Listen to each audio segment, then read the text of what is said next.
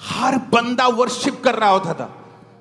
और दिनों में हम चेंज हुए, दिनों में सेटिस्फाइड नहीं रहते थे। नहीं, परमेश्वर और बड़ा करेगा, नहीं वो और बड़ा करेगा, नहीं वो और बड़ा करेगा, नहीं वो और बड़ा करेगा, नहीं अभी पेन की टेस्टमनी, नहीं अभी परमेश्वर लंगड़े को चलाएगा, लंगड़ा चलाएगा, नहीं परमेश्वर क्रिपल लोगों को, दोनों टांगों वाले को चलाएगा, वो कैंसर को।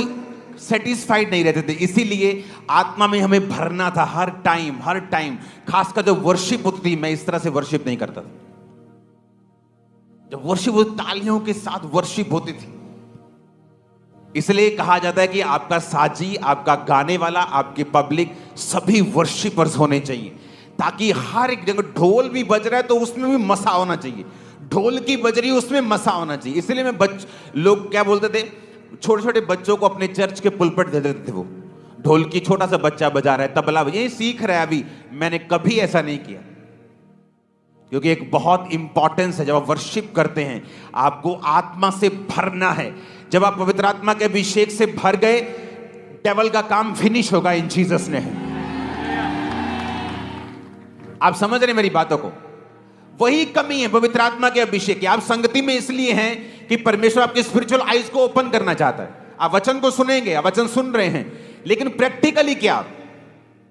बाइबल कहती जब वो आए ढूंढने के लिए तो अलीशा को कहते, तो ये अलीशा ने प्रार्थना की, परमेश्वर मैं प्रार्थना करता हूं ये सब अंधे हो जाएं। और बाइबल कहती वो अंधे हो गए, उनको मालूम नहीं था वो कहां है।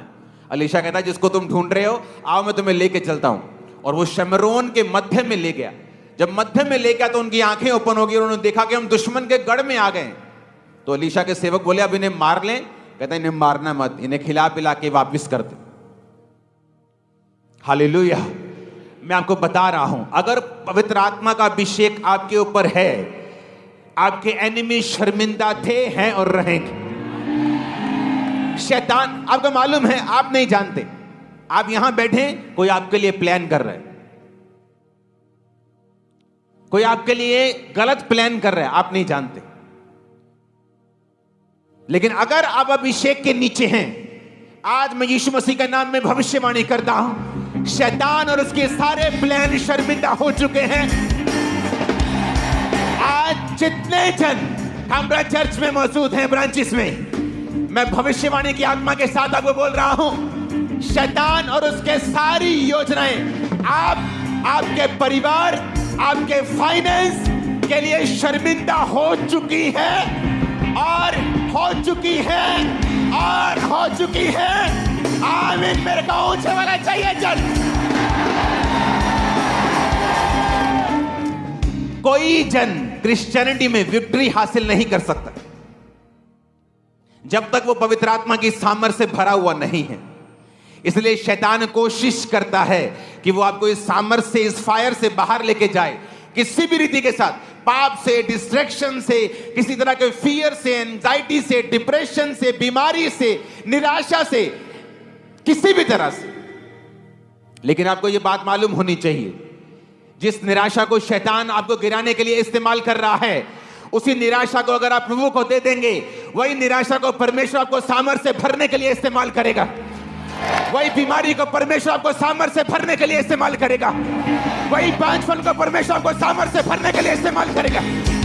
वही गरीबी को आपको सामर्थ से भरने के लिए इस्तेमाल करेगा वो। आमीन। मेरे को ऊंचे वाला चाहिए चर्च। तो आप क्या करना चाहते हैं?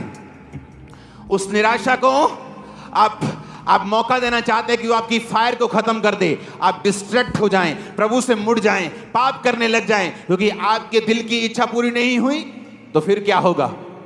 कुछ नहीं होगा। शैतान आपको बर्बाद कर देगा, ऐसे रास्तों पे ले जाएगा जहां से कई बार वापस आना भी पॉसिबल नहीं होता। उसी आशीष और उसी स्पीड में दो तरीके हैं हमारे पास चलने के लिए।